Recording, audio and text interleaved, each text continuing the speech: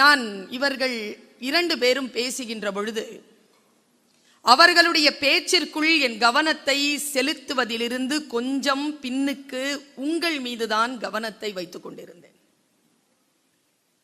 மிக ஆழமான வார்த்தைகளில் தமிழை அழகாக பேசிக் கொண்டிருக்கின்ற பொழுது உங்களோடு அவர்களுடைய வார்த்தைகள் எந்த அளவிற்கு தொடர்பு கொண்டன என்பதுதான் என் கவலையாகவே இருந்தது. 2 சொல்லை சமஸ்கிருதத்தில் சொல்லுவார்கள். ஒன்று ஜக்ஜோக், இன்னொரு சொல் சஞ்சோக்.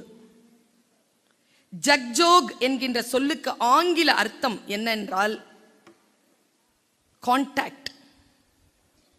சஞ்சோக் என்கின்ற சமஸ்கிருத சொல்லுக்கு ஆங்கில அர்த்தம் கனெக்ட். பல நேரங்களில் நாம் ஒருவரோடு கான்டாக்ட்ல இருக்கிறோம், we don't connect. கனெக்ட் ஆகிறதே இல்லை. நீங்க அவதார் படம் பார்த்தீங்களா? பார்த்திருக்கிறீங்களா? அதுல ஒரு பழங்குடியினர் பற்றிய ஒரு படம் அது. அந்த பழங்குடியினருடைய வாழ்க்கையில அந்த இயக்குனன் ஒரு மிக சூட்சுமமான ஒரு விஷயத்தை வைத்திருப்பான். தன்னுடைய கூந்தலிலே இருக்கக்கூடிய ஒரு உணர்வு நரம்பை எடுத்து அடுத்தவர்களுடைய உணர்வு நரம்போடு தன்னை இணைத்துக் கொண்டுதான் அவர்கள் பேசுவார்கள். அதை அவர்கள் மனிதர்களோடு மட்டும் செய்ய மாட்டார்கள், மரத்தோடு செய்வார்கள், விலங்குகளோடு செய்வார்கள், காய்கனிகளோடு செய்வார்கள். எப்பொழுதும் ஒரு மனிதன் தன்னை மற்ற உயிர்களோடு எப்பொழுது தொடர்பு படுத்திக் கொள்கின்றானோ அப்பொழுதுதான் அவனால் முழுமையாக வாழ்ந்துவிட முடியும் என்பதற்கான சாட்சிதான் டு பி கனெக்டட். இந்த பள்ளி வளாகத்தில் எத்தனையோ நெருக்கடிகளுக்கு மத்தியில் உங்களை முதல் மதிப்பெண் வாங்க வைத்துவிட வேண்டும், இந்த கல்வி நிறுவனம் தோல்வியாளர்களை தருவதில்லை என்கின்ற சாதனையை உலகத்திற்கு தர வேண்டும் என்கின்ற எத்தனையோ நெருக்கடிகள் இருந்தாலும் உங்களை இந்த மண்ணோடு கனெக்ட் ஆக்குவதற்கு, தொடர்பு படுத்துவதற்குத்தான் இந்த விழாவை பல்லாயிரம் ரூபாய், பல லட்சம் ரூபாய் செலவு செய்து சவுந்தரராஜன் அவர்கள் நடத்தி கொண்டிருக்கிறார்கள். இது புரிஞ்சா போதும் நமக்கு. எனக்கு ரொம்ப வருத்தம் என்ன தெரியுமா? இன்னும் நான் உங்களோட என்னால கனெக்ட் ஆக முடியல. I am not even now in this moment I am not connecting with you guys. உங்களை என்னுடைய பேச்சோடு கனெக்ட் செய்வதற்காக ஆசிரியர்களுடைய உதவி தேவைப்பட்டு கொண்டே இருக்கிறது. இது இல்லை, அது அவசியம் இல்லை. யார் உங்களை என்னுடைய பேச்சை கேட்பதற்காக ஒருவர் செலுத்துவதற்கான ஒரு ஆள் தேவை என்கின்ற பொழுதே எனக்கும் உனக்குமான தொடர்பு அருந்து இருக்கிறது. ஒரு ரொம்ப நீண்ட நேர பேச்சு இல்லை என்னுடைய பேச்சு. மிக குறைந்த நேர வரையறைக்குள் என்னுடைய பேச்சை நான் முடித்துக் கொள்வேன். ஏனென்றால் எப்பாடு பட்டேனும் நான் 1:30க்கு இந்த மண்ணிலிருந்து நான் கிளம்பி வேறு ஒரு இடத்திற்கு பயணப்பட்டாக வேண்டும். உனக்காக சில சிந்தனையான சொல்லெடுத்து நான் வந்திருக்கிறேன். உன் வாழ்க்கையில் உன் மண்ணோடு நீ தொடர்பு கொள்ள வேண்டும் என்பதற்காக இந்த விழா நடந்து கொண்டிருக்கிறது. உன் மீது பொறுப்பு கொண்டு மற்றவர்கள் இருப்பது போல் அவர்கள் தன் மீது பொறுப்பு கொண்டிருக்கிறார்கள் என்பதற்காகவாவது உன் கவனத்தை நீ முழுமையாக தர வேண்டும். எனக்கு ஒரு அற்புதமான தலைப்பு தந்தார்கள், பெரிதினும் பெரிது கேள். பெரிய விஷயத்தை கேளு. தமிழ் எவ்வளவு உயர்ந்த சொல் என்பதனை பாகை கண்ணதாசன் அவர்கள் பேசினார்கள். அவர்கள் பேசுகின்ற பொழுது சமஸ்கிருதத்தையும் ஹிந்தியையும் ஆங்கிலத்தையும் மிக சாதாரணமான ஒரு நிலைதான் அது, தமிழ் மிக உயர்ந்தது என்பதாக அவருடைய பேச்சை நான் அவதானித்துக் கொண்டிருந்தேன். என்ன கேட்டா நான் இங்கிருந்து தொடங்குறேன், எது பெருசு? என் பேச்சு போதுமானது உங்கள் கவனத்தை ஈர்ப்பதற்கு. ரிலாக்ஸா உட்காருங்க. அவர்கள் எப்படி என் பேச்சை கேட்க போகிறார்களோ நீங்களும் நிதானமா இருந்து என் பேச்சை கேளு. ஒரு சிறிய மாற்றம். எந்த காரணத்திற்காக தாளாளர் அவர்கள் இந்த நிகழ்ச்சியை ஏற்பாடு செய்தாரோ, இந்த மண்ணோடு உங்களை தொடர்பு செய்வதற்காக, தமிழை, தமிழ் உணர்வை முழுமையாக நீங்கள் உள்வாங்கிக் கொள்ள வேண்டும் என்பதற்காக ஒரு விஷயத்தை நான் சொல்றேன். ரொம்ப பெருசு அப்படிங்கிறது என்னது?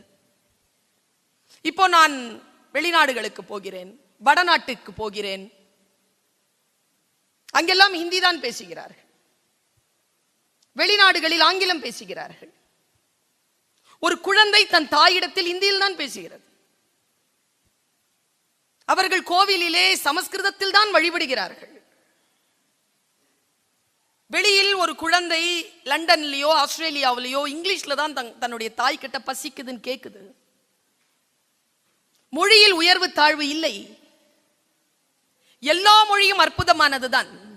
இந்த உலகத்தில் நான் ஒன்று சொல்லுகிறேன், தமிழ் கலாச்சாரம் நமக்கு எதை சொல்லி தந்திருக்கிறது என்றால், யாரை விட நான் உயர்ந்தவன் என்று சொல்லுகின்ற பொழுது நான் அடுத்தவர்களை தாழ்ச்சி செய்கிறேன். நான் என்னை நானே தாழ்ச்சி என்று சொல்லுகின்ற பொழுது எனக்கு நானே மிகப்பெரிய இழிவை செய்கிறேன். நானும் தாழ்ச்சி இல்லை, நீயும் தாழ்ச்சி இல்லை, ஆனால் என் நிலையில் நான் உயர்ந்து நிற்கிறேன். எப்படி?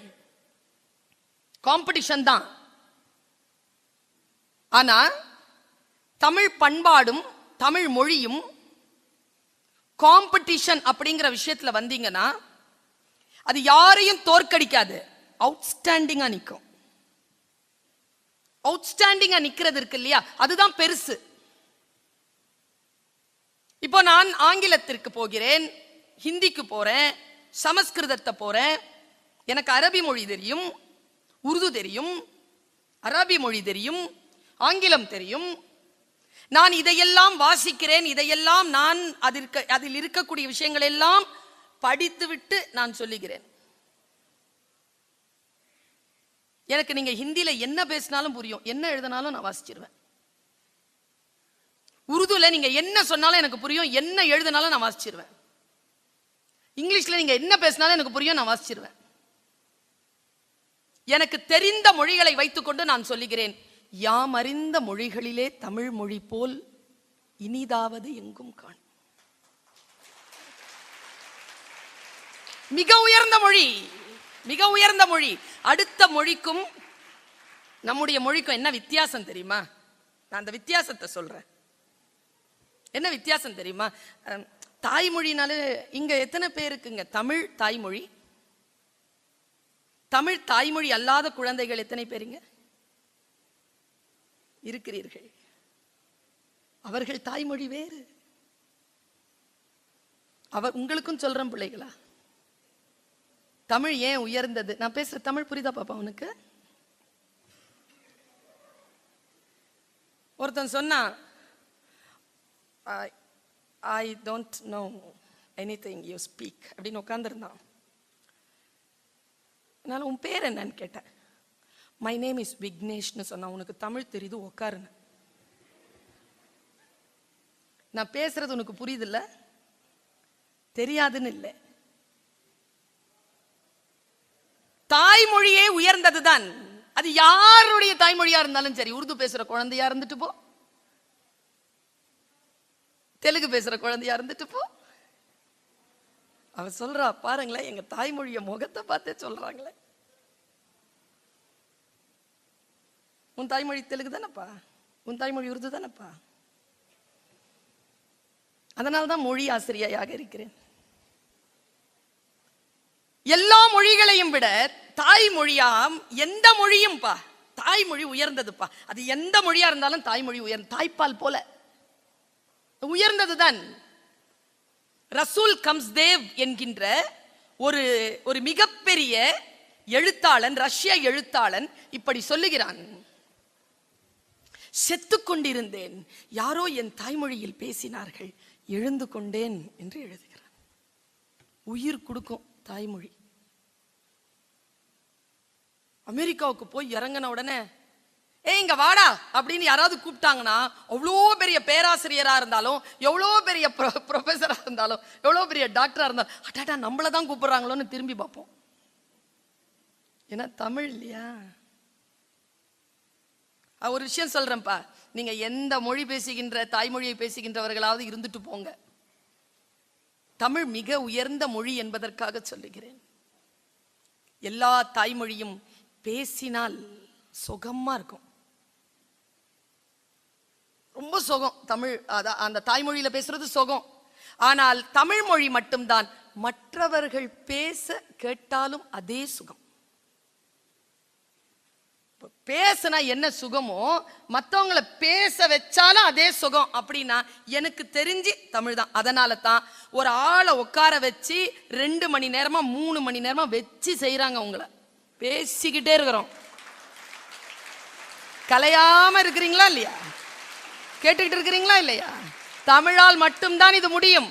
மற்ற எந்த நிலையிலையும் நீங்க ஏதாவது பர்ஃபார்மன்ஸ் நடத்தி ஆகணும். பர்ஃபார்மன்ஸ் இல்லைன்னா உங்களால மற்ற மொழிகளை கேட்ட முடியாது. எவ்வளவு நேரமா கேட்குறீங்கிறீங்க. நானும் பார்த்துக்கிட்டு தான் இருக்கிறேன். ஏதாவது கொஞ்சமாவது ஏதாவது சோர்வு வருமா? ஏதாவது இல்லை. கருத்தோடு அதை கேட்டுக்கொண்டிருக்கிறீர்கள் என்றால் என்ன காரணம் என்றால் தமிழ் அவ்வளவு உயர்ந்த. ஒன்றும் இல்லை குழந்தைகளே, இன்றைக்கு பொங்கல் திருநாள். எனக்கு ரொம்ப பிடிச்சது என்னன்னா, தமிழ் பேச்சு எங்கள் மூச்சு, தமிழ் எங்களுடைய உயிர், தமிழ் எங்களுடைய உணர்வு, தமிழ் எங்களுடைய வாழ் அப்படிலாம் சொல்லாம தமிழோடு விளையாடலாம் வாங்க அப்படின்னு கூப்பிடுற ஒரு துணிச்சல் இந்த கல்வி நிறுவனத்திற்கு வந்திருக்கிறது. வாங்க கொஞ்சம் தமிழோட விளையாடி பார்ப்போம் வாங்க. விளையாட்டுங்கிறது எனக்கு புத்தக வாசிப்பும் விளையாட்டும் ரொம்ப பிடிக்கும். நான் ஒரு 532 பரிசு வாங்கியிருக்கேன் இது வரைக்கும் உங்க வயசுல இருந்து. அதுல 180 தான் பேச்சு போட்டி, கட்டுரை போட்டி, கவிதை போட்டி. மற்றதெல்லாம் விளையாட்டு போட்டி. நான் நல்லா ஓடுவேன். அண்ணன் கூட ஒரு வார்த்தை சொன்னார், பயங்கரமா ஓடி, இப்ப விட்டாலும் ஓடிடுவேன். ரொம்ப பிடிக்கும் எனக்கு. ஐ அம் an athletic. ரொம்ப ஓடுறதெல்லாம் ரொம்ப பிடிக்கும் எனக்கு. எனக்கு தெரிஞ்சு 100% ஒரு மனிதன் வேறு நினைவுகள் இல்லாமல் ஈடுபடக்கூடிய 2 மாபெரும் விஷயங்கள். ஒன்று புத்தகம் வாசித்தல், மற்றொன்று விளையாடுதல். இந்த 2த்துலயுமே கான்சென்ட்ரேஷன் வேற பக்கம் போகாது. போச்சுன்னா அது செய்ய முடியாது. 2மே. நான் லைப்ரரியிலையும் இருப்பேன், கிரவுண்ட்லயும் இருப்பேன். 2 இடத்துலயும் இருப்பேன். நல்லா படிக்கிற பிள்ளைங்க கிரவுண்ட்ல இருக்காதுங்க, கிரவுண்ட்ல இருக்கிறது நல்லா படிக்காது.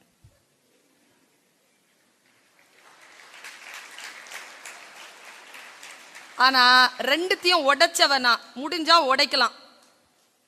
நான் ஒரு 20 நிமிஷம் பேசுவேன்னு சொன்னா, இந்த 20 நிமிஷத்துல நீ ஒரு 2 பேர்கிட்ட மட்டும் உஷாராயிர. இந்த பின்னால இந்த பந்தல் ரொம்ப தாழ்ந்திருக்கிறதுனால குழந்தைங்க முகம் தெரியல எனக்கு. ஆக்சுவலா என்ன தெரியுமா, அந்த குழந்தைகளுக்கு கான்சென்ட்ரேஷனை வேணாம், உட்காந்து அது பாட்டு கேட்டுக்கிட்டு இருக்கோம். ஆனா உங்களை கட்டுப்படுத்துறதுக்கு கான்டாக்ட் டு கனெக்ட் பின்னால கொஞ்சம் இருக்குது. இந்த ஒரு குழந்தை வந்த உடனே வாய் திறந்துச்சு. தூக்கம் வருது போல இருக்கு பிள்ளைக்கு, டீ குடிக்க போலாமா குடுக்கலாமான்னு நினைச்ச. அந்த கருப்பு சொக்கா போட்டிருக்க ஒரு பையன், நானான்னு அவன் பின்னால பாக்குறான், பார்க்கட்டும். ஆக்சுவலா என் கிளாஸ்ல இது வரைக்கும் 1999 நான் ஜாயின் பண்ணேன் என் காலேஜ்.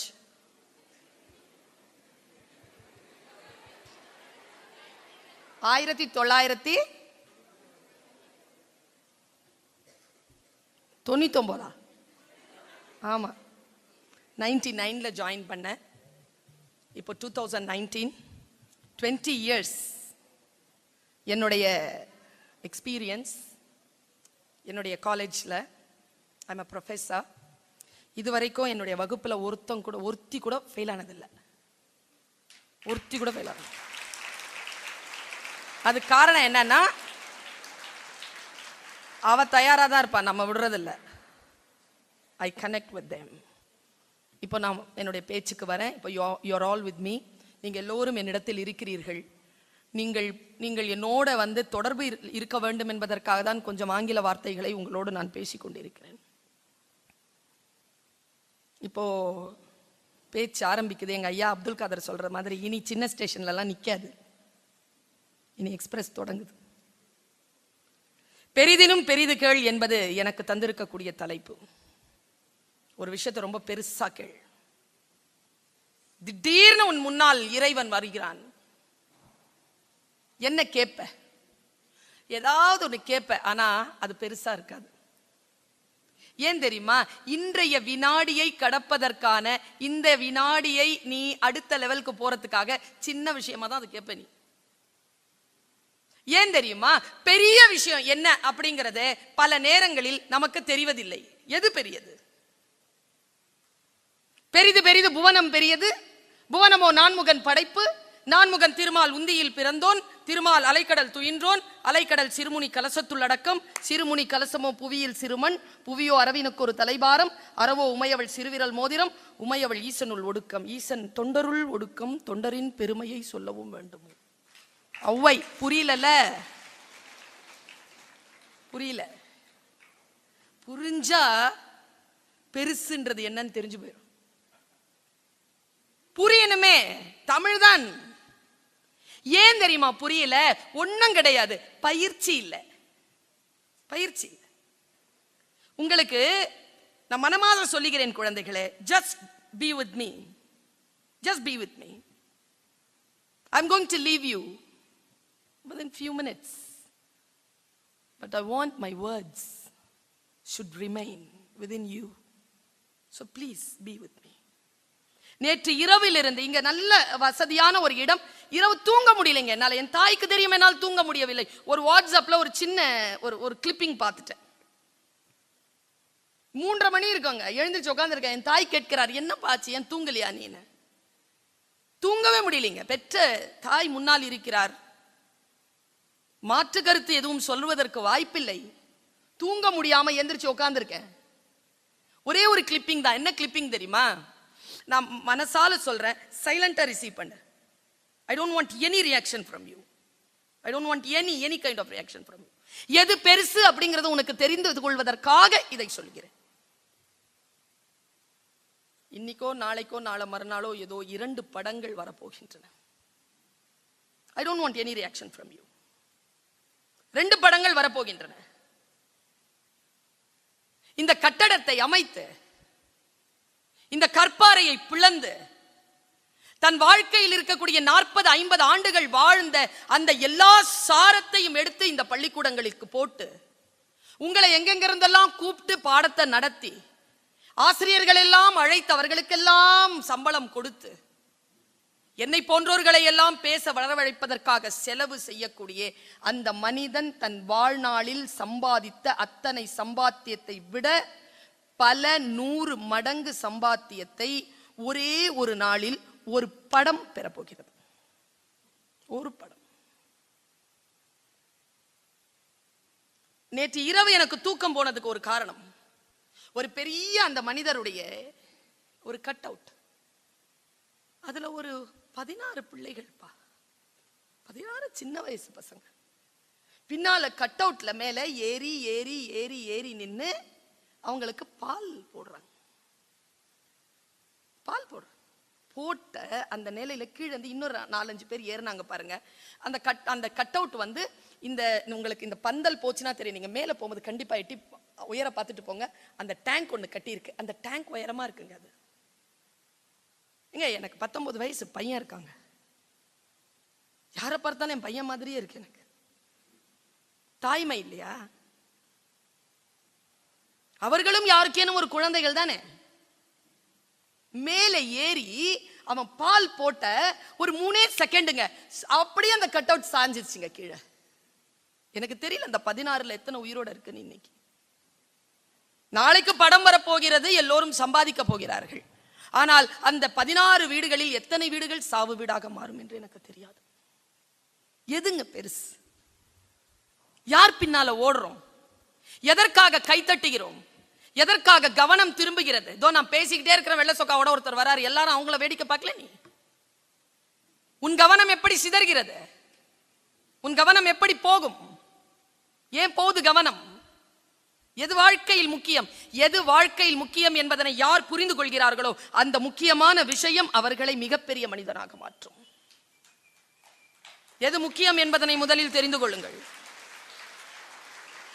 ஒரு மிகப்பெரிய ரகசியத்தை சொல்லுகிறேன் குழந்தைகளே. 17 வயது முதல் 25 வயது வரைக்கும் நீ எதை செய்வாயோ வாழ்க்கை முழுவதும் அதைத்தான் செய்வாய். நான் நிறைய படிச்சிருக்கேங்க, நிறைய படிச்சிருக்கேன். ஸ்கூல்ல நான் டீச்சர் ஆகிறதுக்கான தகுதி எனக்கு இருக்கு, பிஎட் அண்ட் எம்ஏ. காலேஜ்ல ப்ரொஃபசர் ஆகிறதுக்கான தகுதி இருக்கு, யூஜிசி வித் பிஹெச்டி. நான் காலேஜ்ல ப்ரொஃபசராகவும் இருக்கலாம், ஸ்கூல்ல டீச்சராகவும் இருக்கலாம், fully eligible. as a teacher நான் சொல்றேன், உங்களுக்கும் டீச்சரா இருக்க முடியும், காலேஜ்க்கும் டீச்சரா இருக்க முடியும்.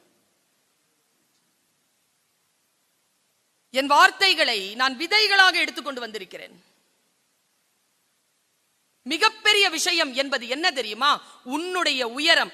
ஏன் நீ இந்த உலகத்தில் பிறந்தாய், எதற்காக இங்கே கல்வி கற்கிறாய், இதற்கு பிறகு நீ என்னவாக போகிறாய் என்பதை ரொம்ப ஷார்ப்பா முடிவு பண்ண. ஸ்பார்க் அப்படின்னு பேர் வச்சிருக்காங்க.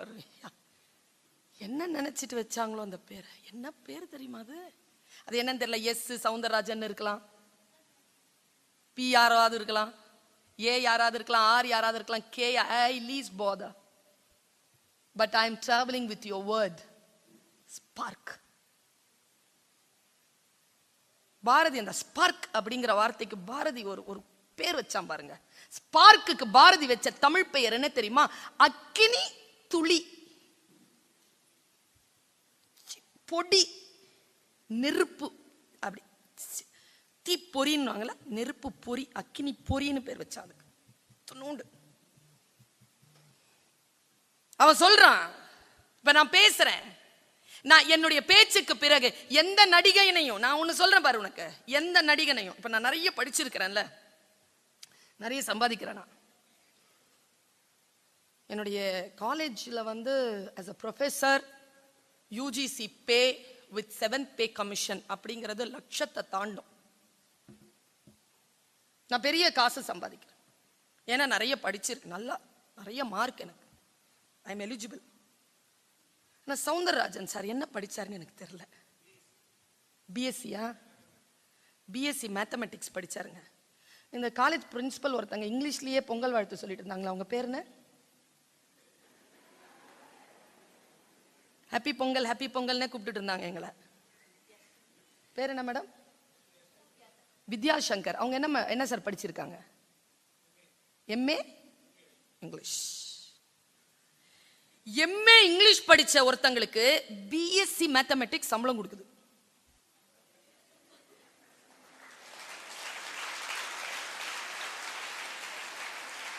படிப்புல இல்ல விஷயம்.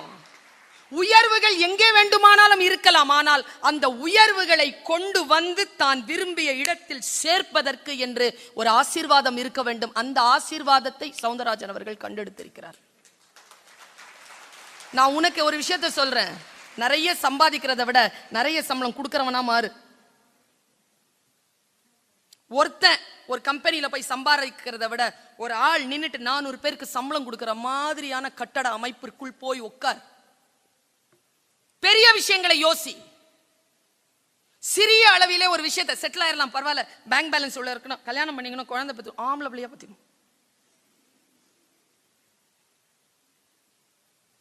சின்னதா யோசிக்காத, பெருசா யோசி. கலாம் உடைய போட்டோவை உங்களுடைய சேர்மேனுடைய ரூம்ல நான் பார்த்தேன். கலாம் ஒரு விஷயத்தை சொல்லுகிறார், உன்னுடைய டைரியில் போய் எழுதி வைத்துக்கொள், small aim is a biggest crime. அவர் சொன்னதுங்க, have a very big dream, think big, think high. What is the biggest problem in this life? அப்படினா thinking too small. ரொம்ப சின்னதா யோசிக்கிறது தான் ஆக பெரிய பிரச்சனைங்க. பெருசா யோசிங்களேன். கல்லும் மலையும் இருந்த ஒரு இடத்தை அப்படி எழுப்ப முடிஞ்சதுல, பெருசா யோசிச்சாதானே முடியும், பெருசா யோசிச்சாதானே முடியும். பெரிய விஷயங்களாக யோசிப்பது முதல்ல திங்கிங்ல வரணும். High thinking. ஒரு இடத்துல பார்த்தேன், திங்கிங் ஹை அப்படிங்கிறதுக்கு ஒரு படம் போட்டிருந்தாங்க. கடலில் இருந்து கிளம்புகின்ற ஒரு மீன் வீட்டில் இருக்கக்கூடிய ஒரு கண்ணாடி குவளைக்குள் தன்னை கொண்டு வந்து சேர்க்குது. The biggest crime is thinking too small. என்னால் முடியுமா? முடியும். அவனால முடியும் போது உன்னால முடியும். உன்னால முடியலன்னா எவனாலேயும் முடியக்கூடாது. இப்படி யோசிச்சுப்பார். ஒரு சின்ன உதாரணத்தை சொல்லி உனக்கு புரியுற உதாரணத்தை சொல்றேன். இந்த போனை கண்டுபிடிச்சார்ல கிரஹாம் பெல், அவர்கிட்ட ஒருத்தர் போய் கேட்டாங்க, சார் நீங்க மட்டும் இதை கண்டுபிடிக்கலனா யாராலையும் கண்டுபிடிச்சிருந்திருக்க முடியாதுல்ல. கிரஹாம் பெல் சொன்ன விளக்கத்தை மறுபடியும் போய் உன் டைரியில எழுதிக்கோ. நான் ரெண்டாவது வார்த்தை சொல்றேன். Thinking too small is the biggest crime. Second வார்த்தை எழுதி வச்சுக்கோ. 40 வயது கடந்திருக்கிறது எனக்கு. 31 நாடுகளுக்கு பயணம் செய்திருக்கிறேன். இதோ இத்தனை பிள்ளைகளை உட்கார வைத்து பேச்சை கேட்க வைப்பதற்கான அமைப்பை என் உழைப்பினால் உருவாக்கி இருக்கிறேன். என் தேடலினால் நான் இதை சாதித்திருக்கிறேன். அதனால் சொல்லுகிறேன், மிக கவனமாக நீ சில விஷயங்களை கேட்டுக்கொண்டால் உனக்கு சில கதவுகள் திறக்கும். இந்த ஏஜ் அப்படிப்பட்ட ஏஜ் தான். கூட எல்லாம் இருக்கணும். நான் ஒன்னு சொல்றேன், செட்டெல்லாம் பண்றதெல்லாம் தடுக்காதீங்க டீச்சர்ஸ். ஏன் தெரியுமா? இந்த ஏஜ் சேட்டை பண்ற ஏஜ் தான்.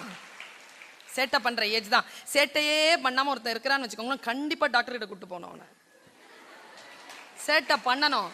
ஆனா அந்த சேட்டைய ஒரு அளவோட நிறுத்திக்கணும்.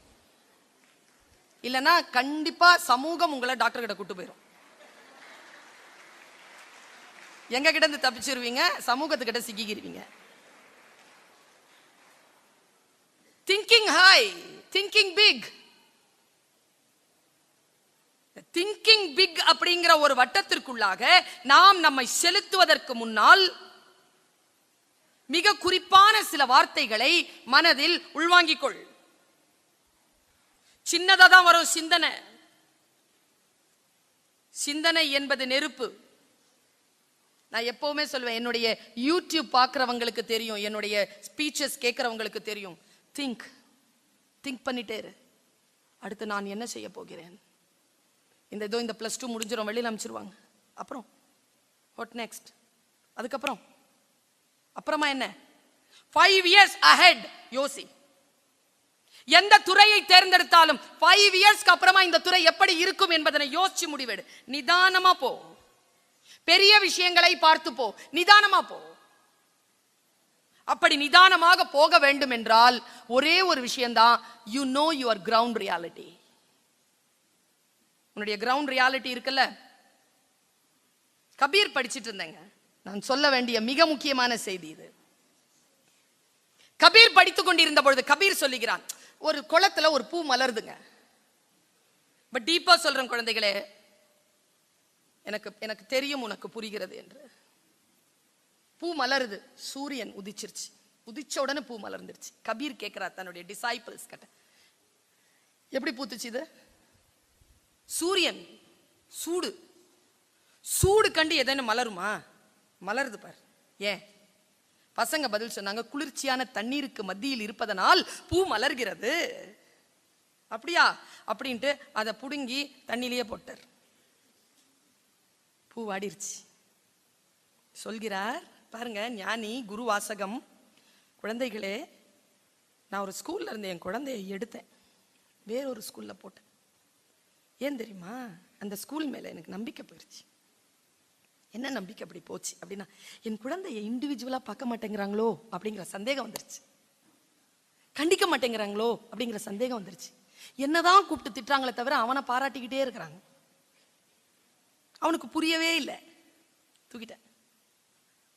கண்டிப்பு அப்படிங்கிறது மிக முக்கியம். தண்டிப்பு தான் கூடாது, கண்டிப்பு இருக்கணும். எங்க கண்டிப்பு இருக்குதோ அங்கேயே சுத்திக்கிட்டு உன்னை அவர்கள் செதுக்கிக் கொண்டே வருவார்கள். கண்டிப்பை பார்த்து ஓடாதே. தண்டிப்பு இருந்தால் மட்டும் எதிர்த்து நில்.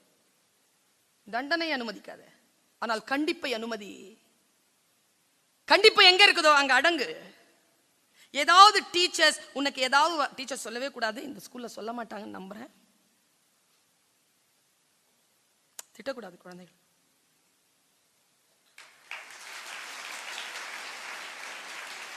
திட்டவே கூடாது. ஏன்னா உங்க நாக்குல சரஸ்வதி இருக்கா, அவ சொல்ற மாதிரி அது.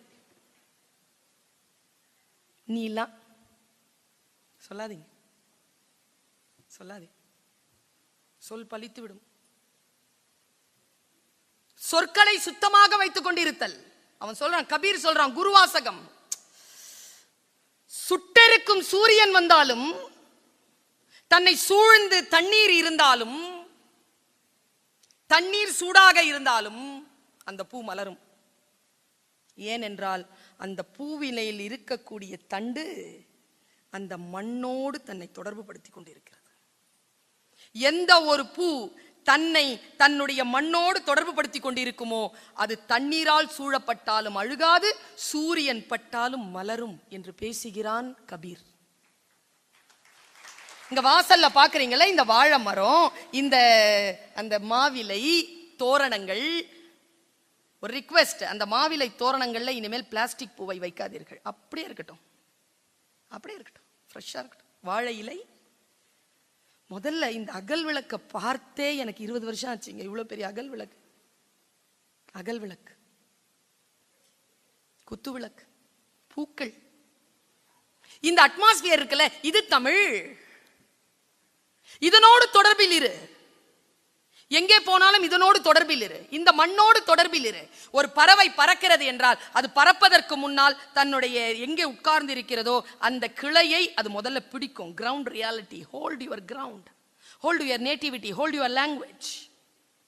அதை வைத்துக்கொண்டு அப்புறமா அப்படி பண்ணனா பறந்தனா you can reach your expected goal. Execution கேப்பே இருக்காது. Just reach high. கிரவுண்ட் ரியாலிட்டியை தெரிஞ்சுக்கிட்டு போ. எவ்வளவு உயரமாக இருந்தாலும் தன் மண்ணை, தன் தாய் தந்தையரை, தன்னுடைய சூழலை, தன் கல்வியை, தன் உடை அலங்காரத்தை ஒரு காலமும் விட்டு கொடுக்காத, ஒரு காலமும் விட்டு கொடுக்காத. எனக்கு ரொம்ப சந்தோஷம். வந்த உடனே நீங்க பல நேரங்களில் நம்ம கவனிக்க தவறுறோம்ப்பா. அவர் கண்ணதாசன் சார் ஒரு வார்த்தை சொன்னாங்க, பூ செய். பூ தெரியுது, செய்னா என்ன? நிகழ்த்து, செயலாற்று. பூவை வைத்துக்கொண்டு எந்த செயலை ஆற்ற முடியும்? நீ அந்த செயலை நீ ஆற்று, அதை அர்ப்பணி, அதை கடவுளுக்கு தா, அதை போடு, இப்படி போடு. நிகழ்த்துதல், பெர்ஃபார்மன்ஸ், செய். அதான் பூ செய். அல்ல பூவை நீ தொடுக்கிறியா, அதுவும் பூ செய்தான். நீ எந்த வேலையை செய்தாலும் அதிலே முழுமையான கவனத்தோடு இருக்கிறாயா, அங்கே பூசை நிகழ்கிறது. எது நடந்தாலும் அதில் முழுமையாக இருந்தால் அங்கே தொழுகை நிகழ்கிறது. குர்ஆனில் ஒரு வார்த்தை இருக்கிறது, வானத்தில் பறவைகள் பறக்கின்றன, அவை சலவாத்தில் இருக்கின்றன, அவை தொழுகை நடத்தி கொண்டிருக்கின்றன. ஏனென்றால் அவை முழுமையாக தன்னுடைய கடமையை உணர்ந்து பறத்தல் அதன் கடமை, அதை முழுமையாக செய்து கொண்டிருக்கிறது. மிகப்பெரிய விஷயத்தை எட்டுவது மிக மிக சாதாரணமான விஷயங்க அது. ஆனால் சுலபம் இல்லை, ரொம்ப சாதாரணம். உயர்வை இப்படி அடைஞ்சிடலாம், ஆனால் அடைவது சாதாரணம் இல்லை. It's not easy, it's very simple. To reach your goal is very simple, but to understand that simplicity is not easy. If you have concentration, you will grab it. நான் 2-3 நாளைக்கு முதல்ல குழந்தைகளே கன்னியாகுமரிக்கு போயிருந்தேன். அங்க டீச்சர்ஸ் 1200 டீச்சர்ஸ், முதுகலை teachers, PG teachers, அவங்களுக்கு government மூலமா ஒரு work shop, inspire to Aspire அப்படின்னு என்ன பேச சொல்றாங்க. நான் உங்களுக்கு பேசுவது போலவே டீச்சர்ஸ்க்கு பேசிட்டு இருக்கிறேன். பேசுறதுக்கு முன்னால இந்த மாதிரி பெரிய அவை, அந்த அவை முழுக்க நிறைந்திருக்கு, எல்லாருமே ஒரே சத்தமா இருக்கு. இப்ப நான் பேச வர்றதுக்கு முன்னால ஒரே சத்தமா இருந்ததுல அப்படி சத்தமா இருக்கு. Not listening. நான் வந்துட்டு ஓரமா இங்க உட்காந்துட்டேன். டீச்சர் உட்காந்துருக்கா, அந்த இடத்துல உட்காந்துட்டேன். சைலண்ட்ல போயிட்டேன். ஜெயிக்கிறதுக்கான வழி சொல்லிட்டு இருக்கிறேன் நான். பெரிய விஷயத்தை எப்படி அடையிறதுங்கிறதுக்கான வழி. இப்போ நீ ஏதேனும் ஒரு விஷயத்தை யோசிச்சிட்டியா, இது எனக்கு நடக்கணும்னு யோசிச்சிட்டியா, give your everything to that particular thing. Don't distract yourself. உன்னுடைய கவனத்தை சிதறடிக்காமல் 100 விழுக்காடு எந்த வேலையை சாதிக்க வேண்டும் என்று நினைத்து கொண்டாயோ அந்த வேலைக்குள் இரு. நோபல் பரிசு பெற்ற ஒரு ஓவியம், பிரமாதமான 2 ஓவியம்க்கு மத்தியில காம்படிஷன் நிகழ்ந்தது. அந்த காம்படிஷன்ல ஒரு பியூட்டிஃபுல்லான ஒரு சீனரி 3 டைமென்ஷன்ல வரைஞ்சிருந்தான். அதுக்கு கொடுக்கல. ஒரு ஓவியத்துக்கு நோபல் பரிசு கிடைச்சதுங்க. அந்த ஓவியத்தினுடைய போட்டோ என்கிட்ட இருக்கு. நான் முடிஞ்சா நான் அவருக்கு அதை ஃபார்வர்ட் பண்றேன், அவங்க உங்களுக்கு போட்டு காட்டுவாங்க. அது என்ன போட்டோ தெரியுமா? நோபல் பரிசு பெற்றதற்கு காரணம் சொல்கிறார். என்ன போட்டோனா, புயல் அடிச்சுக்கிட்டு இருக்குதுங்க, மரங்கள் எல்லாம் சாஞ்சுக்கிட்டு இருக்குங்க. ஒரு மரம் ஒண்ணு இருக்கு, ஒரு பொந்து இருக்குங்க. அந்த பொந்துக்குள்ள ஒரு குருவி சைலண்டா உட்கார்ந்திருக்கு. எது தெரியுமா பெரிய விஷயம்? அடாவடித்தனத்துல உட்கார வச்சு கைத்தட்டி கலாட்டா பண்ணி சிரிக்கிறது ரொம்ப சுலபம். 1000 பேர் எந்த ஒரு ஆர்ப்பாட்டத்தில் இருந்தாலும் அதற்குள் நீ தியானமாக உட்கார்ந்திருக்க முடிகிறதா? நீ ஜெயிச்சிட்டேன்னு அர்த்தம். உன்னால் அந்த சைலன்ஸ்குள்ள போக முடியுமா? அதை காட்டிட்டான். எவ்வளவு ஆர்ப்பாட்டங்கள் இருந்தாலும் நான் என்னுடைய காலத்திற்காக காத்திருக்கிறேன் அப்படின்னு உட்கார்ந்துருக்கு. எனக்கு இன்னும் 15 மினிட்ஸ் இருக்கு மேடை ஏறதுக்கு. அந்த பறவை மாதிரி உட்கார்ந்துருந்தேன். அப்போ அப்படியே சொல்றேன்ப்பா, I quote a standing ovation அந்த ஸ்பீச்சுக்கு. அங்க நிறைய பேர் உட்கார்ந்துருக்காங்க. நிறைய பேருக்கு பிரச்சனை, சீட்டே கிடைக்கல. ஏன்னா 750 சீட்டு தான். இன்னொரு பிரச்சனை என்னன்னா, பிடித்தவங்க பக்கத்துல உட்காரணும்ல. எப்பவுமே கூட்டத்துல அது ஒரு பிரச்சனையாச்சே. நீ வா ஒருத்தி வந்திருப்பா, இன்னொருத்தங்க அந்த சீட்டை பிடிச்சி கொடுப்போம்ல. அந்த பிரச்சனை எல்லாம் அங்க நடக்குது. உங்ககிட்ட இல்ல மட்டும், எல்லாருக்கிட்டையும் இருக்கு. உட்கார்ந்து பிரச்சனை. அப்போ ஒரு மியூசிக் போட்டாங்க பாருங்க. I am able to connect my self with that music. மியூசிக்ல கனெக்ட் ஆயிட்டேன். பிரமாதமான தப்லா. எங்க அம்மா ஒரு 4 வருஷம் நானும் சித்தார் வாசிப்பேன்னு சொல்லிட்டு என்ன சித்தார் கிளாஸ் காமிச்சினாங்க. சித்தாருக்கு சேர்ந்ததே வீணைக்கு எப்படி மிருதங்கமோ அப்படி சித்தாருக்கு தப்லா. தப்லா வாசிக்குது. யூ won't believe, தப்லாவுக்கு ஏத்த மாதிரி என் மனசுல என் கையில சித்தார் வந்துருச்சு. நான் பாட்டுக்கு சித்தார் வாசிச்சுட்டு உட்கார்ந்துருக்கேன். தப்லா வாசிச்சுட்டு இருக்காங்க for 3 minutes. கான்சென்ட்ரேஷன் குவிஞ்சிருச்சு. கான்சென்ட்ரேஷன் குவிஞ்ச உடனே கையில நிறைய பொருட்கள் வச்சிருக்கிறேன். இதுல நிறைய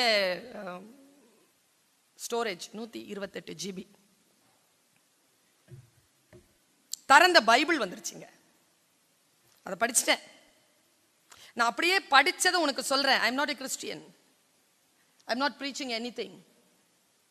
it is not my job and I don't like preaching things. ஆனால் என் ஆன்மார்க்குள் போய் விழுந்த ஒரு விதையை உயர்ந்ததாக ஆக்குவதற்காக, உங்கள் மத்தியில் அந்த தீயை, அந்த விதையை அப்படி போடுறதுக்காக நான் இதை பயன்படுத்துறேன். மார்க் 4ஆம் அதிகாரம் 3ஆம் வசனம். ஒரு வசனம் சொல்லுது, வேதம் அப்படின்னாலே மறை தானே. You listening to me? மறை பொருள் ஒண்ணு இருக்கு குழந்தைகளை. எது பேசினாலும் அதுக்கு பின்னால ஒரு விஷயம் மறைஞ்சிருக்கு. இறைவன் கிட்ட என்ன தியானினா, ஒருவேளை நீ இறைவன் நம்பிக்கை கொண்டவளாக இருந்தால் என்ன தியானி என்றால், இறைவா சொற்களுக்கு உள்ளே இருக்கக்கூடிய மறைபொருளை எனக்கு வெளிப்படுத்துவாயாக, மறைவான கதவுகளை எனக்காக திறந்து வைப்பாயாக. இது குர்ஆன். மறைவான பொருளை அறிதல். நான் ஒரு விஷயம் சொல்ல, மேத்தமெட்டிக்ஸ் தானே சேகர் சார், மேத்தமெட்டிக்ஸ் டாக்டரேட். எப்படி சொல்வது? அவருடைய ப்ரிப்பரேஷன் பாத்தீங்களா? அவர் வரவேற்புரை பேசினது பாத்தீங்களா? என்ன வார்த்தைகள்! தொண்டை மண்டலத்துக்கே இருக்கிற சிறப்புங்க அது. சோழ சேர பாண்டிய மண்டலங்களுக்கு இல்லாத, கொங்கு மண்டலங்களுக்கு இல்லாத இலக்கியங்களின் மீது, மொழியின் மீது ஆர்வம் கொண்ட தொண்டை மண்டலத்தில் நீங்கள் பிறந்ததனால் வரக்கூடிய வெளிப்பாடு. மறைபொருள் உள்ள இருக்கு, ஜீன்ல இருக்கு. ஜீன் வெளிப்படும். இந்த ரசனை எங்கிருந்து நான் ஒண்ணு சொல்லவா? சேகர் சார் பத்தி எனக்கு தெரியாது, இன்னைக்கு தான் பார்த்தேன் காலையில. சொல்லவா? அவருடைய மொழி ஆற்றலை பார்த்து, நான் இந்த மூணாம் வசனத்தை அப்படியே நிறுத்தி இருக்கிறேன், நான் சொல்றேன் உங்ககிட்ட வரேன். அவருடைய மொழி ஆற்றலை பார்த்து நான் வியந்த ஒரு இடம் என்ன தெரியுமா? அந்த மனிதர் ஒருவேளை, நான் சொல்றது சரின்னா நீங்க அக்னாலேஜ் பண்ணுங்க சார், இட்ஸ் மை அப்சர்வேஷன். எப்படி ஒரு குழந்தையினுடைய தாய்மொழி தெலுங்குவாக இருக்கும் என்பது என்னுடைய அப்சர்வேஷன் கரெக்டா போய் பட்டுச்சோ, அப்படி கரெக்டா ஒரு பாயிண்ட் அப்படி எரியறேன், அது கரெக்டா போய் டார்கெட்ல படுதான்னு பாருங்க. நீங்க ஒரு மேத்ஸ் போட்டீங்கன்னா, you never bother about the result, you enjoy the process.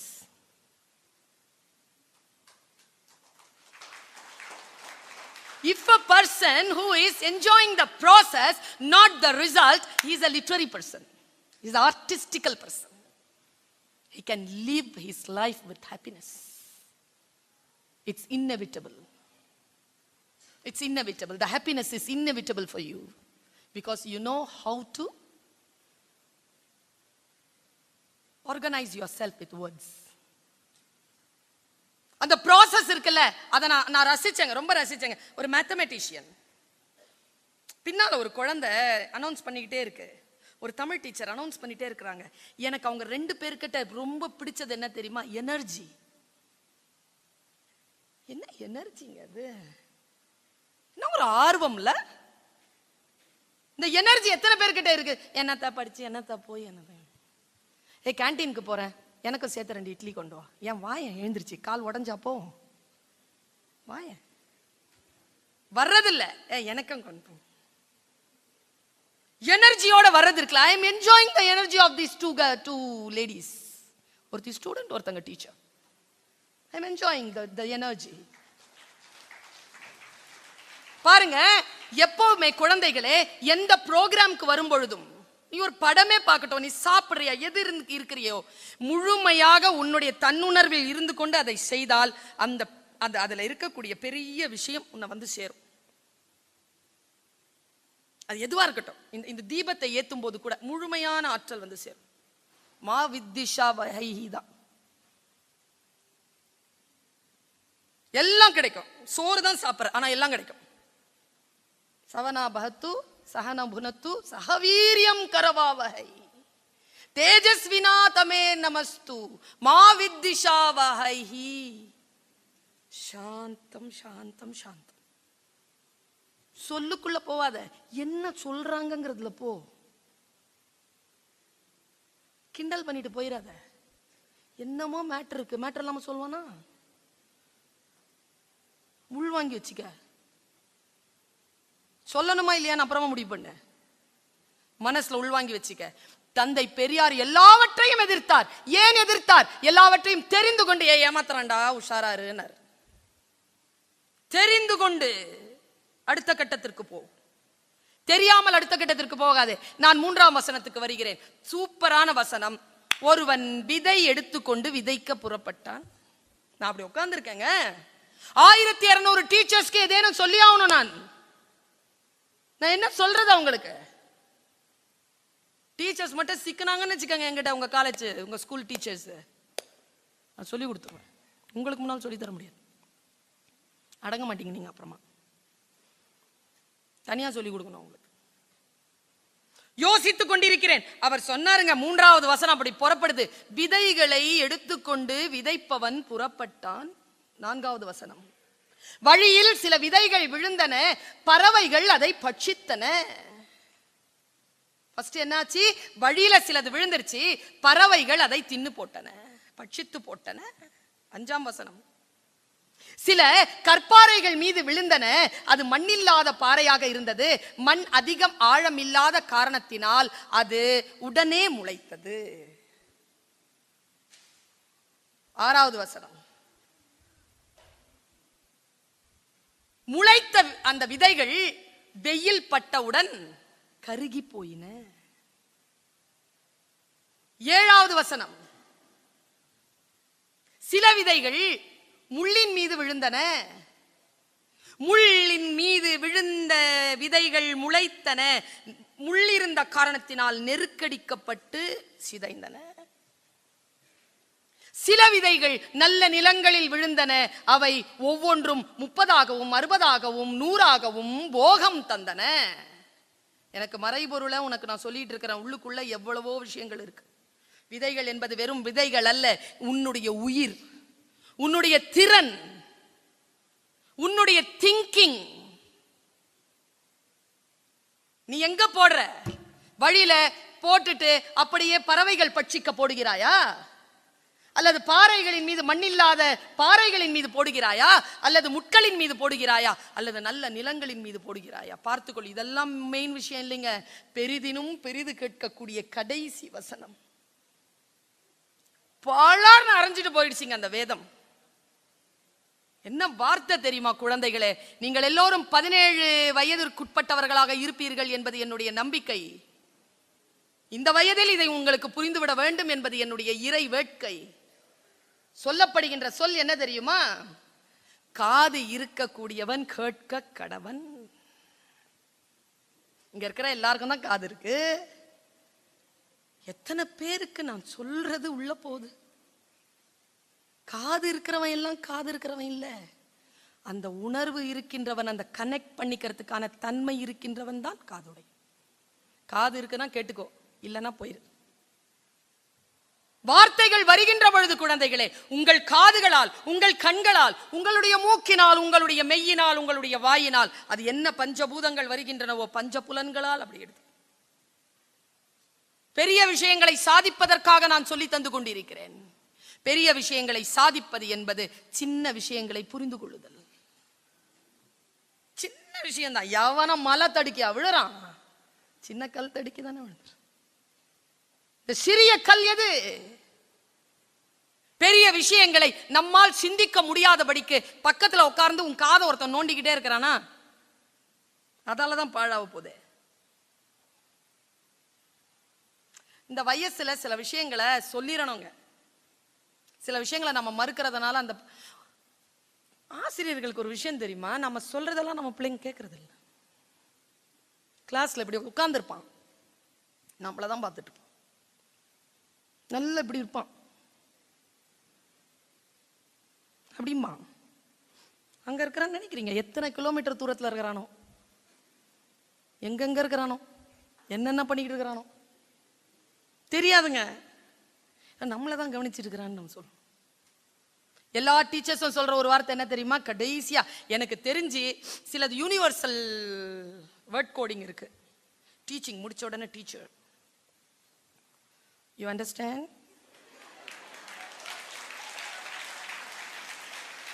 நான் உஷாரா பிள்ளைங்க என்ன சொல்லுவாங்க? அது பத்தியா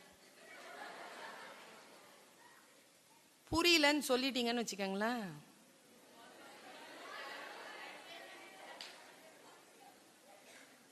இதெல்லாம் நிர்வாக அதிகாரிகளை வச்சுக்கிட்டு சொல்லணுங்கிறதுனால தான் சொல்றேன். நான் பட்டுக்கோட்டைக்கு போயிருந்தேன்ப்பா. உள்ள போயிட்டு ப்ரோக்ராம் 5 மணிக்கு போற லஞ்ச் ஏற்பாடு. அந்த ஒரு அம்மா நின்றுட்டு இருந்தது. அந்த ஆள் நல்ல மனுஷன் விட்டுட்டு போயிட்டார். வீட்டில் சாப்பாடு போடுவாங்க, நீங்க சாப்பிட்டுட்டு ரெடி ஆயிட்டு வாங்க, நான் ஒரு 4 மணிக்கு கூப்பிட்டு, நான் ஸ்கூல்ல கொஞ்சம் டெக்கரேஷன் இருக்கு, நான் போறேன்ட்டு அவர் போயிட்டார். நான் உள்ள போய் போன உடனே உட்காருங்க அப்படி இல்லை, நான் போய் உட்காந்து இவர் யார் தெரியுதா அப்படின்னாரு. அவங்க முன்னால ஒரு ஆள் இருக்குது. இப்போ விட்டார்ல, அவர் தான் என் வீட்டுக்காரர். அவருடைய தாத்தா இருக்கார்ல, அவருடைய ஒண்ணு விட்ட சித்திக்கு 2 பேர பசங்க. அந்த 2 பேர பசங்கள இவருடைய கொழுந்தியாக்கு தான் அவங்களை கல்யாணம் பண்ணி வச்சிருக்கு. இப்ப புரியுதா அவருக்கு எனக்கு என்ன தொடர்புன்னு? நான் என்ன சொல்லியிருப்பேன்னு நினைச்சீங்க? புரியுதாங்கிறாங்க. நான் என்ன சொல்லியிருப்பேன்? புரியுதுன்னு சொல்லிடுவேன். ஏன்? நம்ம பிள்ளைகள் புரியுதுன்னு நம்ம கிட்ட சொன்னா என்ன அர்த்தம்னா, இல்லேன்னு சொன்னா மறுபடியும் அதே கிளாஸை நீ நடத்துவ. அதுக்கு பதிலா புரியுதுன்னு சொன்னா நான் தப்பிச்சிருவேன். பல புரிஞ்சிருச்சா அப்படின்னு உடனே புரிஞ்சிருச்சு அப்படின்னு அவங்க சொல்றதுக்கான ரகசியமே இதுதான். டீச்சர்ஸ் நமக்கு தெரியுதா? ஐயோ, என் கிளாஸ்ல பிள்ளைங்க எல்லாரும் அதுங்க இன்னொரு விஷயம் பண்ணாங்க, அண்டர்ஸ்டாண்ட் அப்படின்னா, அப்பா கிளாஸ் முடியுதுன்றது தெரிஞ்சு சைலண்ட் ஆயிடுவாங்க அந்த டைம்ல மட்டும். எஸ் மேம் அப்படின்ட்டு நம்ம வெளியில போறதுக்கு முன்னாலே எழுந்து நிற்கும். பார்த்திருக்கீங்களா? என்ன அர்த்தம் அதுக்கு? கிளம்புன்னு அர்த்தம். அதனால பிள்ளைகள் நம்ம பேசுறத புரிஞ்சுக்கலையா இல்ல. ஆசிரியர்களுக்கான உயர்வான இலக்கு என்ன தெரியுமா? பர்ஃபார்ம் பண்ணுதுங்களா? நீங்க நடத்தின கிளாஸ்ல பர்ஃபார்மன்ஸ்ல வந்திருக்குதா, அப்போ நீங்க பெரிய விஷயத்தை சாதிச்சிட்டீங்கன்னு அர்த்தம். ஒரு குழந்தையை புரிய வைப்பது அல்ல ஒரு ஆசிரியருடைய நோக்கம். இன்ஸ்பயர் பண்ணணும். எதுக்கு?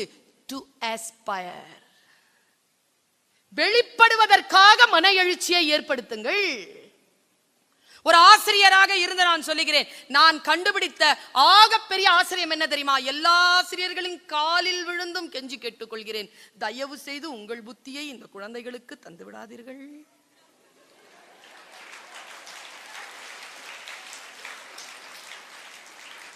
அவர்கள் நம் புத்தியை பெறுவதற்காக நம் வகுப்பிற்கு வரவில்லை. அவர்கள் புத்தியை அவர்களுக்கு அறிமுகம் செய்து கொள்வதற்காக வருகிறார்கள். அவர்கள் யார் என்று அவர்களுக்கு சொல்லிக் கொடுங்கள். உங்களை நீங்கள் அவர்கள் மீது திணிக்காதீர்கள். இதாங்க பெரிய விஷயம். பெரிய விஷயங்கிறது என்ன? ஏன் பொங்கல் வைக்கிற அத சொல்.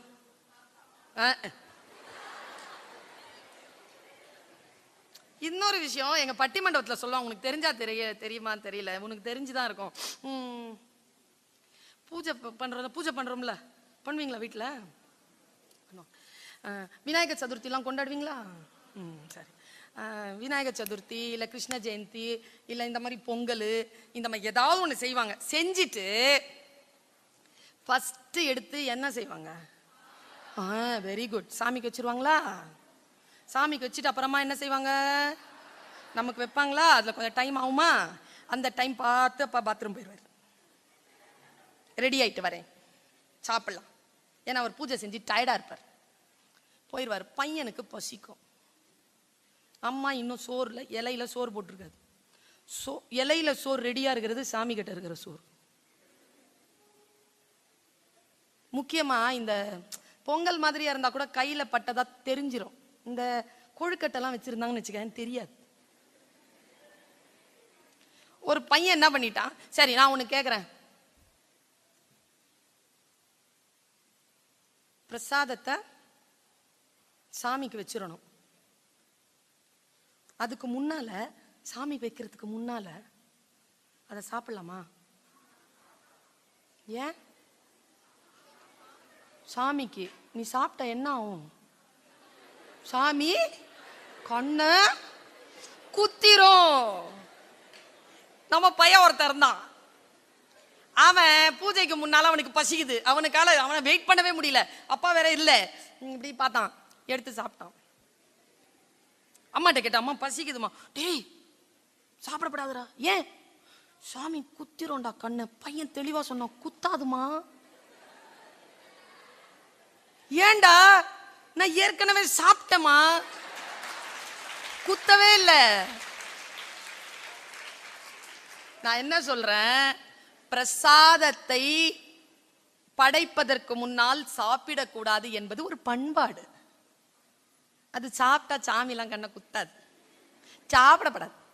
ஏன்னா இறைவனுக்கு நாம் கொடுக்கக்கூடிய அந்த மன இரக்கம் இருக்கு இல்லையா, அந்த மன தாழ்ச்சி இருக்கு இல்லையா, அது உன்னை வேறு நிலையில் உயர்த்தி கொண்டே போகக்கூடிய ஒரு தன்மையை தரும் என்பதற்காக தான் அப்படி வச்சிருக்காங்க. முதல்ல பிரசாதம்னு என்னன்னு குழந்தைகளுக்கு சொல்லி கொடுத்துட்டீங்கன்னா அதுங்க அதை கேட்குமா?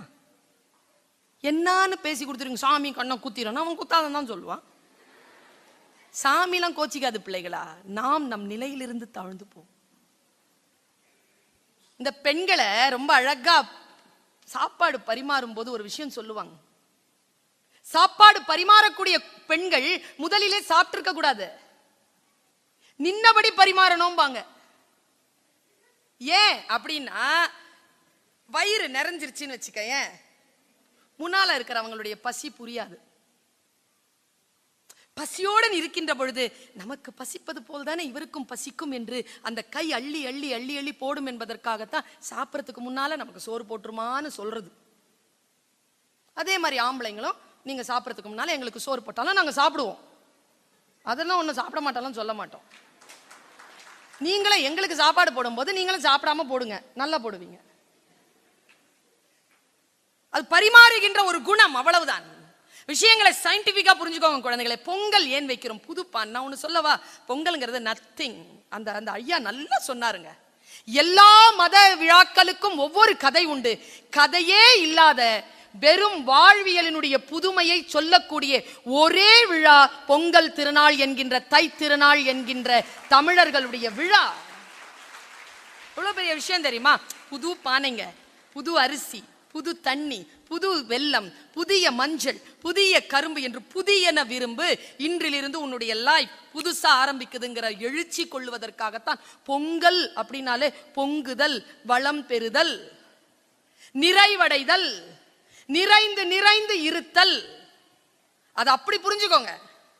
அது ஒரு சடங்காக புரிந்து கொண்டால் வாழ்க்கையில் சில விஷயங்களை மிஸ் பண்ணிடுவோம்.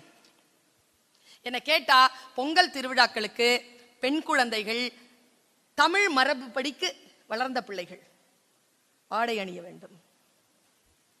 நம்ம பசங்களுக்கெல்லாம் வேஷ்டி வாங்கி கொடுங்க. வேஷ்டி கட்டிட்டு வரட்டும்.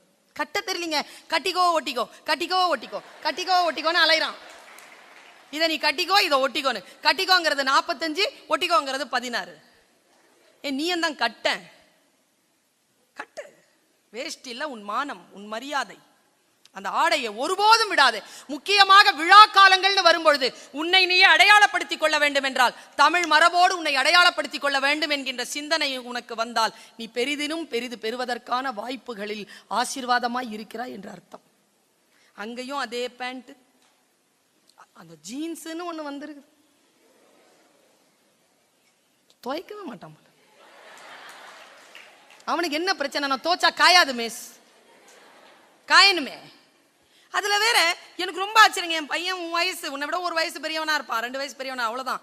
பேண்ட வச்சிருக்கிறான். போய் கேக்குறையா, என்ன கலாச்சாரம் இது? கிழிஞ்சிருக்குப்பா. அதுவும் திட்டம் போட்டு கிழிச்சிருக்கான். ஆனா திட்டம் போடாம தானா கிழிஞ்ச மாதிரி கிழிஞ்சிருக்கு. அதனாலதான் அவ்வளவு காசம். 16,000 ரூபாய். அட, அவனை வெட்டி வெயில்ல போட 16,000 ரூபாய் கொடுத்துட்டு ஒரு கிழிஞ்சி போன ஒரு பேண்ட்டை வாங்கிட்டு வரவா? அதுவும் தானா கிழிஞ்ச மாதிரி கிழிஞ்சிருக்கு. திட்டம் போட்டு கிழிக்கல, அத அப்படி அப்படி வச்சிருக்கிறான். என்னது இது? என்ன மரபு இது? நம் மரபு இல்லையே. நான் இன்னொரு விஷயம் சொல்றேன். உங்க எல்லாருக்குமே ஒரு போதை இருக்கு. பெரிய விஷயத்த அப்படி தொடணுமா? சொல்றேன், கேட்டுக்குவியா? இன்னும் ஒரு 10 நிமிஷத்துல முடிக்கும். ரொம்ப பெரிய விஷயத்த சொல்ல போறேன். பெரிய விஷயம் உன் கைக்குள்ள வரணும்னா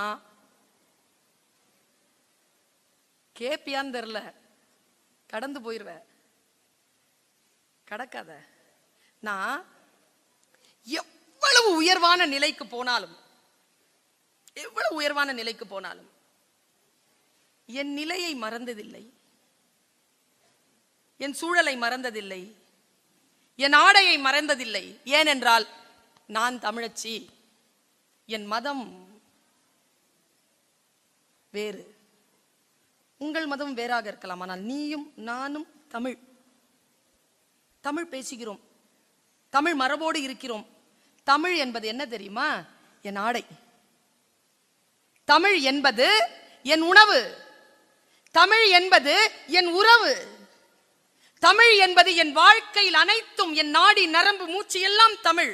ஆனால் பிழைப்பதற்காக பல அறிவுகள், பல விஷயங்கள், பல பயணங்கள், அது வேறு. இங்க வந்து நின்ன உங்க உங்க ஆட்கள் எங்களுக்கு ஒரு மரியாதை செலுத்தினாங்க. நீங்க பாத்தீங்களான்னு தெரியல. என்ன செஞ்சாங்க? Very good, very good, very good. என்னன்னா, பூ கொடுத்தாங்க, பட்டயம் கொடுத்தாங்கன்னு சொல்லாம ஷால் போட்டாங்கன்னு சொன்ன பாரு. அதுல ஒரு சின்ன விஷயத்த மட்டும், அந்த முடிச்ச மட்டும் அப்படி லூஸ் பண்ணிட்டு போறேன். முடிஞ்சா நீ அவிழ்த்துக்கொள் அல்லது நீ போட்டுக்கொள், அது உன்பாடு, எனக்கு என்ன. ஏன் வந்த உடனே பெரியவர்களுக்கு ஒரு பெரிய சால்வையை எடுத்து உடலை மறைத்தார்கள்? நல்லா தெரிஞ்சுக்கோ. என்ன தாற்பயம் தெரியுமா பிள்ளைகளா? மரியாதை என்பது உடலை மறைத்து வைத்திருத்தல். எப்போ நீ அதை திறந்து காட்டுறியோ அப்பவே மரியாதை போயிடுச்சுன்னு அர்த்தம்.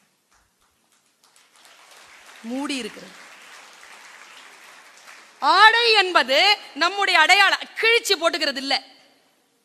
கிழிச்சி உடலை காட்டுவது அல்ல என்றால் பண்பாட்டில் இருந்து கீழே இறங்கி இருக்கிறோம் பொருள். ஒரு காலகட்டத்தில் பொம்பளை பிள்ளைங்களுக்கு நான் சொல்றேன், ஒரு காலகட்டத்தில் நாம பிளவுஸே போட முடியாது. பிளவுஸ் போட்டா மார்பு அறுத்துட்டாங்க திருவிதாங்கூர்ல. அப்ப நடந்த போர் தான் வைக்கம் போர். மேல்சீலை இயக்கத்தை நடத்தினார் தந்தை பெரியார். இது என் உடல், நான் மறைத்துக் கொள்வேன், காட்ட மாட்டேன் என்று சொல்லி. ஏனென்றால் நாம முழங்காலுக்கு கீழே சேலை கட்ட முடியாது, அடிச்சு துவைச்சிருவாங்க, ரத்தம் பார்க்க விட மாட்டாங்க. மேலாடை அணியவே கூடாது. தாய்மார்களும் பாட்டிமார்களும் இளம் பெண்களும் போட முடியாது பிளவுஸ். போட்டீங்கன்னா வரி கட்டணும், மார்பு வரின்னு பேர். அதுக்கு லக்ஸுரி டாக்ஸ், ஜிஎஸ்டி மாதிரி வரும். கடலை உருண்டை சாப்பிட்டா 18% கொடுக்கணும் நீ கவர்மெண்ட்டுக்கு. லக்ஸுரி டாக்ஸ் போட்டாங்க நமக்கு. பிளவுஸ் போடுறதுக்கு டாக்ஸ் கட்டுற நாட்டுல இது என் உடல், என்னுடைய மானம், இதை நான் மறைத்துக் கொள்வேன் என்று நமக்கு சீலையை மாறாப்புல போட்ட எத்தனையோ பெரியவர்களுக்கு நாம் நன்றி செலுத்துவதை விட்டுவிட்டு அதை குறைத்து கொண்டு தெரியலாமா? முழங்கால் வரைக்கும் உயர்த்தி இருந்த சேலையை கணுக்கால் வரைக்கும் இழுத்து விட்டது யாரு? மணலி கந்தசாமி என்று கூறு என்ற மணலி கந்தசாமியை நம் குழந்தைகள் படிக்க வேண்டும். ஒரு விஷயத்தை புரிஞ்சுக்கோங்க, ஆடை அணிவதுதான் சுதந்திரம், ஆடை அவிழ்ப்பது அடிமைத்தனம். ஆடையை குறைத்துக் கொள்ளுதல் அடிமைத்தனம். ஆண்களை எனக்கு ரொம்ப பிடிக்கும் அந்த விஷயத்துல. அவங்கள நீ ஆடையை குறைச்சிடலாம், அவங்கள சினிமாவில் நீ பார்க்க முடியாது. ஜூரிச்ல ஆடினாலும் ஃபுல் கவரேஜோட ஆடுவாங்க. நம்ம பொம்பளை பிள்ளைங்க தான் கால் கட்டிக்கிட்டு, கையை கட்டிட்டு, உடம்ப கட்டி. எங்கே உடல் காட்டப்படுகிறதோ அங்கே அந்த பெண்ணினுடைய ஏதோ ஒன்று விற்பனை செய்யப்படுகிறது. மானமுள்ள தமிழச்சிகள் நம்முடைய உடல் அசைவுகளையோ உடலையோ விற்பனை பொருளாக மாற்ற மாட்டார்கள் என்பதுதான் நம்முடைய மண்ணினுடைய பண்பாடு. நாம் வீர தமிழச்சிகள், மானத்துடனான தமிழச்சிகள். அப்படிதான் நம்முடைய ட்ரெஸ் இருக்கணும், அப்படிதான் நம்முடைய சொல் இருக்கணும், அப்படித்தான் நம்முடைய செயல்பாடுகள் இருக்க வேண்டும். இப்படி ரிபெல்லா புரிஞ்சுக்கோங்க, ஒரு விஷயத்த வித்தியாசமா புரிஞ்சுக்கோங்க. எத்தனை பேருக்கு ஜெயிக்கணும்னு ஆசை? மற்றவங்களுக்கு எல்லாருக்கும் ஜெயிக்கணும்னு ஆசை. யார யார பிள்ளைகளா? உங்களையே வா, என்னப்பா சொல்ல. யார? ஒரு 5 லட்சம் பேரை ஜெயிக்கணும் மேடம், அப்போதான் மாநிலத்தில் முதல் +2 பொண்ணா வர முடியும். ஒரு 5 லட்சம் பேரை ஜெயிக்கணும். அப்படியா? யாரை ஜெயிக்கணும்? எல்லாரும் ஜெயிக்கணும்னு ஆசை இல்லை. அப்படின்னா என்ன? நான் ஒரு விஷயத்த சொல்லி கொடுத்துட்டு போவா, இதை பேசிட்டு முடிச்சுட்டு போயிடுறேன். டீச்சர்ஸ்க்கு தனியா பேசுறதுக்கு. குழந்தைகள் நிதானமா கவனிங்க, கொஞ்சம் நிமிர்ந்து உட்காருங்க. பாருங்க, இப்பவே ஒரு 4 இன்ச்சு வளர்ந்துட்டீங்க. நிமிர்ந்து உட்கார்ந்தால் ஒரு நல்ல விஷயம் டீச்சர்ஸ்க்கும் சொல்றேன். டெய்லி உட்காரும் பொழுது பேக் போன் இருக்குல்ல, எரெக்டடா உட்காருங்க. ஆயுசு நீடிக்கும். நெடிய உட்காரக்கூடாது. நிமிர்ந்த நன்னடை, நேர்கொண்ட பார்வை, புவியில் யாருக்கும் அஞ்சாத நெறி, ஞான செருக்கு இருக்கணும். நிமிர்ந்து உட்காருங்க. உட்காந்துட்டு இதை கேளுங்க. எல்லாருக்கும் ஜெயிக்கணும்னு ஆசை. ஆனா இது வேற ரெக்கார்ட் ஆயிட்டு இருக்குங்கிறதுனால ஓகே, நோ இஷ்யூஸ்.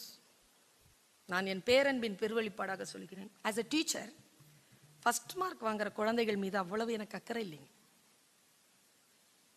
எனக்கு அவ்வளோ ஒன்றும் அவங்க மேலே ஈர்ப்பே கிடையாது. ஃபர்ஸ்ட் மார்க் வாங்குற பிள்ளையெல்லாம் பார்த்தா ஓகே சரிப்போ அப்படின்னு விட்டுருவேன். இது எது இந்த இயேசு கிறிஸ்து கையில் பிடிச்சிட்டு இருக்கிறாருல ஆட்டுக்குட்டி, அது ரொம்ப நல்ல ஆட்டுக்குட்டிலாம் இல்லை, ஏற்கனவே கால் உடைஞ்ச ஆட்டுக்குட்டி. அது நெருக்கி அப்படி வச்சிருப்பாரு. ஏன்னா கீழே விட்டா மறுபடியும் போய் காலை உடைச்சிக்கோன்னு. நாங்கள்லாம் அந்த மாதிரி ஆட்களை நெருக்கமாக வச்சுருப்போம். மற்ற ஆளெல்லாம் மேய்ச்சல் நிலத்தில் விட்டுருப்போம். அப்படி கண்ணில் தான் பார்வை. மற்றது யார் கீழே அப்படி போயிடுவாங்களோ அவங்கள தான் கண்காணிச்சுட்டே இருக்கிறது. அதான் என் கிளாஸில் யாரும் fail ஆகிறதில்ல. I don't concentrate on brilliant student. I concentrate on a very moderate students. There is no poor student.